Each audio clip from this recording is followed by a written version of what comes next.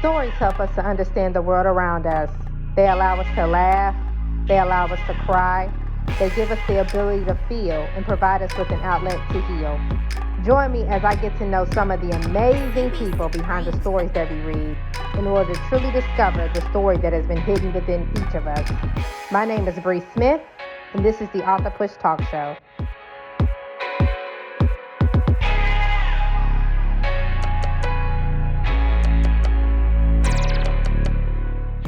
Welcome to the Author Push Talk Show. I am your host, Bree Smith, and today we have a powerful young woman who will be talking to us about women empowerment. Welcome to the show, Jasmine Tilman. Thank you, Jasmine, for being here today. Hi, thank you for having me. No problem at all. So can you tell us who Jasmine Tilman is? Yes, so I'm a self-published author, of course, a life coach, a life purpose coach, actually, and a motivational speaker. I'm from Toledo, Ohio, and I'm just, a young girl trying to find her way. Amen. I know today we're talking about your devotional journal, Get a Grip, Will Ya? And I had the pleasure of just reading a little bit of it. I haven't finished it yet, but from what I read, it was incredibly powerful in Women Empowerment Journal. So can you tell us just a little bit more about your journal, your devotional journal you wrote for women? Yeah, so when I wrote my journal, this was a dedication to ladies because when I first was looking for what I wanted to be in life coaching field, before I even figure out what the name, I wanted to be a life coach. I just knew counselor or someone that wanted to help people. And I was gonna start off with women, but I really like, helping everyone. So I dedicated this journal to women and women finding their way, and also just looking at it through my eyes, seeing the things that I've went through and overcame as being a young woman that I am. And I wanted to apply that to others' lives so they can also see that we can get over, we can do this, we can push mountains if we allowed ourselves to. And this is the one thing that I wanted to really stretch in my journal. Amen. So like dive a little bit into like the different type of things you talked about. I know you had talked about your father and him being in jail. You also had talked about in the book even struggling with some identity issues, like wanting to fit in and trying to please other people, even relationships. Can you dive a little bit into those? Yes. Yes. So with my father, my father figure was my grandfather. He passed 2/22/13. That's how I remember it straight off. But February 22nd, 2013. And this was a struggle with me because also had my brother figure, which was my cousin. So it was just it was a struggle because because my cousin, he went to prison at a young age and my grandfather passed. So, my father was in and out of the justice system for a long time. And, because he had us when we were children, but it was hazy, I was a child. So growing up in teenage years, he wasn't around, I believe he was probably going through an identity thing himself, and he wasn't around, and it really took a toll on me. So it caused me to go out and look for that love that I didn't receive from him, and that same love that I had from my grandfather before he went, past with God, and my cousin, So it's like I was lost, for a very long time. And it's like I erased my entire past life. I didn't want to talk about it, I didn't want to think about it. But this was another thing that was stopping me from reaching my true potential because I was trying to avoid these things instead of indulging in them and getting over them and owning them because we're all human. And these are things that I really learned, coming up and growing up and paying attention to my elders, paying attention to them and understanding that the reasons why they have these traumas and they pass them down on us, the other generation. So that's my main goal, is trying to wipe the next generation of children and teens and even adults, from the past generation, to really see that we can do this and we can be positive. It's all up to us. So that's one of the huge things, I struggled with for a long time was with my ex. They say that teen years with the relationships, they not really, oh, that's just, and I understand that, but this person, this is what's making us who we are, like this is molding us as we're finding ourselves in our teenage years. That's when we love the hardest. Well, in my opinion, that's when I love the hardest. So that's, I just wanted to breach all of those things and, just really, I, I gave it all. I gave it my all, and I wasn't ashamed of anything that I went through anymore. And I was just wanted to shine my light. Amen. Like you touched on a lot of good points, and I want to come back to that shame point in a little bit. But I want to also talk about the daddy figure, right? Mm-hmm. I know a lot of times, especially as Black women, right? Mm-hmm. One of two things. You are blessed if you have a father and he's a great father that's in the home. Yes. But then there's also too, like if you grew up in like impoverished situations, we call it the hood, you know what I mean? Yeah. Yeah. Either father could have been, in and out of jail, or your father Mm-hmm. could have been, running the streets, or your father could have been, abusive. And for me, I know growing up, my father, even though he was present, but he was abusive. You know what I mean? Because he suffered from alcoholism and things like Mm-hmm. that. And so I Mm-hmm. know that really played a lot into my identity, because I remember it was like one time my dad had really literally told me he had wished he flushed me down the toilet. And that kind of stuck with me as a child. You know what I mean? Because I'm like, wow, if your own father don't love you, who else is going to love you? And so I'm sitting there trying to run out and find love everywhere, from friends, from relationships, didn't even care with who, right? I didn't care. Exactly. I wanted to be loved, right? I wanted to be so much. And so I commend you for even talking about that, because I think a lot of times we want our fathers, right? Yes, exactly. A relationship with our fathers, or even have a father figure that's in our life that's Right. that can really speak to us, you know what I mean, and help mold us. But Exactly. you know what I mean? Yes. It goes for Black males as well, but I just know as females, like that's the first man that you love. And so if you see that, whatever you see, that's the type of man that you're eventually, you're going to get with, the first guy. You know what I mean? Exactly. I've been in relationships with people and they were abusive, you know what I mean? But Mm-hmm. that's what I saw, you know what I mean? It doesn't necessarily mean that's what I needed, you know Right. what I mean? Or wanted. Exactly. Just, you know what I mean? That's what you saw. So yeah, that was so powerful. But I also want to talk about this shame piece, because growing up, people do feel shame. You know what I mean? Especially growing up, you be like, man, because I'm not gonna lie, I was ashamed a lot of my past. You know what I mean? Mm-hmm. Yeah. But now I'm like, you know what? Like you said, I'm all about helping the next generation not to have to make those same mistakes. You know what I mean? And so I Mm-hmm. commend you on that as well.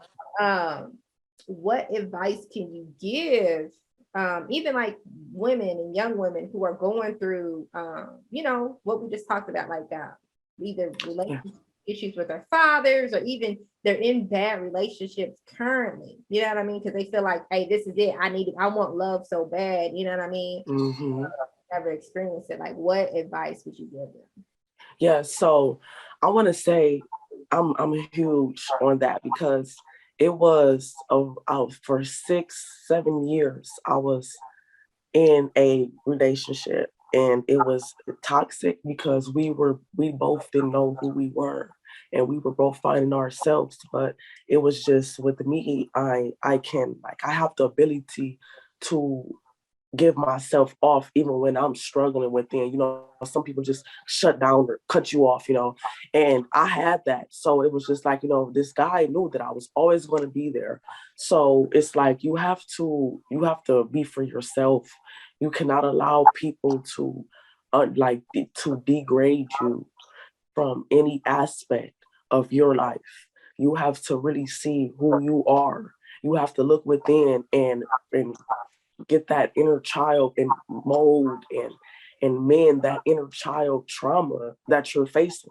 but you cannot do any of that without first admitting to it, taking ownership for your responsibility, and then we can talk, But it's just you have to love yourself first, and people don't know how to do that. So you have to figure out the how, and when you do that by figuring out your why, your purpose. What is the things that you go to sleep thinking about and you cannot just live without? This is one of the main things that I ask, what is that one thing that you feel like you cannot leave this earth without completing? And this is really a gateway to figuring out who you are, because and so I love that we're speaking about relationships. This has got me because my ex is just like my father, and he was in and out of the system. And I don't know if it made me hold on tighter, because my cousin, when I was telling you about my cousin, gave me that love when he went, to jail at a young age, and it just made me stronger. Yeah. Oh, wow. Yeah, that is powerful, like I said. And I love when you're talking about loving yourself, because that's what it is, And in the scriptures it talks about you love thy God with all your heart and soul, and love thy neighbor as thyself, but you can't love thy neighbor until you learn to love yourself, right? And we know that God is love, but it's that process of learning to love truly. What does loving yourself look like? Is it doing self-care? Is it getting therapy? You know what I mean? Is it your health, focusing on your health? Like what does it look like to you, right? Because it can come in forms, you know. And I think it's okay too as people, because I think sometimes we think like God created us all to be people of connection.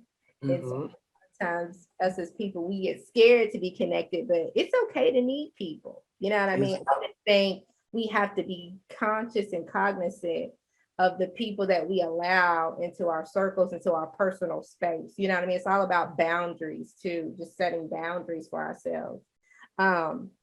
Is there any advice or tips that you could give women or anything like that about setting boundaries for themselves to ensure, it's like guarding your heart, protecting yourself, so that, if you get in these situations, I don't care if it's, if it's with your father, you know what I mean? Because you might have to have a boundary with him, or, if it's somebody you're dating, or, any type of relationship, friend relationship. Are there any boundaries that you set for yourself? Absolutely. And this is huge because yesterday it was my cousin's birthday, and I went over, to the house. They haven't seen me in months because first things is first. I'm protecting my energy. I was not the person that wanted to, kick it anymore, and, just get loose and things like that. I was really, it was time to start getting on my business, and really, like I said, finding who I am, mending that inner child. So the thing that I did was I cut the people off that I found that didn't need to get any more of my energy. And people say, "Oh, you want to be all alone, you isolate yourself." No, right now I'm discovering myself and who I am, and who I want to be, who I need to be, and who I can help others continue to thrive in their true potential and succeed in their goals. And after that, once that I get in that room with surrounded by a bunch of like-minded individuals, I'm going to be holy. I'm not going to feel less confident in myself. And I want to know, what did you do to get here? How can I get this successful? And we could uplift each other. Yes, I love that. I love that. You just said a whole word. I love it. I love it. No, for real, because like I said, you can have boundaries, or like I said, you can cut people completely out of your life, and it is okay, right? I think a lot of times, sometimes we get scared because you're like, oh man, that's my homie. We've been down for, since we was kids, or man, that's my family. You know what I mean? Like, how do you just cut off family? But if they're dragging you down, why have them in your life? You know what I mean? You don't want, like, God gave you one life. You can't redo it. You know what I mean? And you got to protect yourself at all costs. You know what I mean? And so, yeah, I commend you for that. I truly do. I truly, truly do. Thank you. And then too, I love how you talked about being in new environments. You know what I mean? Because a lot of times too, that's our problem. I think we get so scared to take a risk. You know, and life's about risk. Like you got to be willing to go out there and discover new things about yourself. You can't keep doing the same old, and thinking that you're gonna get a different result, because it's not gonna happen. You gotta constantly growing. You gotta constantly be evolving. And so I find that to be very powerful. So thank you for that. You're welcome. So how did you accept your father back into your life after you got used to your grandfather being there for you? Oh, yes. So it was like, it's like I'm just a, oh, come here, type of person. Like I'm okay, you did this and you're human. We can get over that. So it was just like, but it was still things that I was dealing with that, because my other brothers, they weren't around. I have about 4 or 5 brothers. And, I let them know how I felt instead of me holding it in. I'm an introvert. So it's like, I'm just okay. Like, okay, you can, but I let them know, I let him know, them, like every man in my life, I let them know the things that, I was facing as a child, coming up and alone, and I, going through this toxic relationship for so long and putting up with it because I would crave that love so deeply and dearly. And, once we really got in tune with each other, and because he's always been I'm going to say listener. He's a great listener. My father is a great listener. He's always happy for me. If I get news right now, he's gonna be the first person I call and tell. So it's like, we just kind of I don't know if more Black families or do it, but we don't really talk about our problems. We just like, oh, hand me the remote or something, like after an argument or something, like and it's like, okay, I know she's not mad at me or she's talking to me. So yeah, it's kind of like that.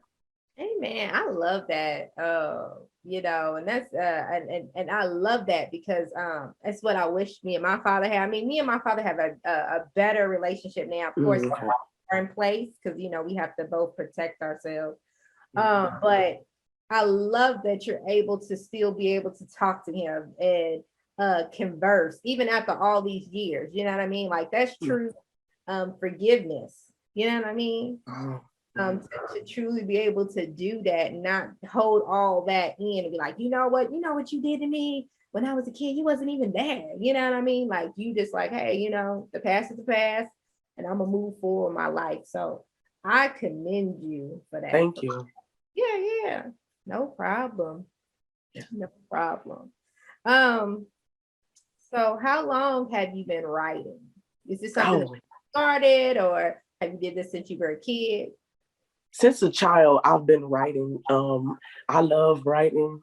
And since my mother always tells me a little story about when I was a kid and I was in school, I don't want to say it wrong, but I think about kindergarten or one of those grades, one of those young grades.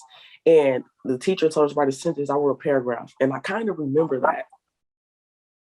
And she was amazed because I can barely spell. I mean, that's powerful though. I feel like a lot of us, when it comes to our passions, like if we really look back in our childhood, we can kind of see where the Lord was leading us all along. You know what I mean? Yes. Because I was a big writer. I love to write, and I felt like that was the best way to express myself, especially as a kid. I didn't know how to else. I couldn't. I felt like I didn't have a voice, and so writing just really became my outlet.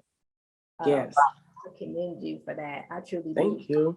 So is there anybody you want to shout out or any contributors you want to shout out from your writing your book? Sure, yes. Oh, yes. I want to shout out C. Renee. She really led me and guided me through everything. She has her coaching business. Also want to shout out my editor. She is so amazing. Zambia Geiger. She is so great. And, and I want to shout out my fans and my community for supporting me like no other. And I love it. I'm getting tongue tied because it makes me so emotional every day how much support, you know, that because I deleted my old Facebook and made a whole entirely new Facebook with a lot of individuals that think like me, and it's always positivity on my timeline. And that's one thing that I really love. So thank you. Amen. Thank you so much, Jasmine, for coming on the show today. I would love for you to come back in the future and talk about your other works that you're creating. Absolutely. And thank you so much. And as always, guys, thank you for watching the Talk Push Talk Show. Pleasure. My name is Brooke. Until next time, I'll see you later.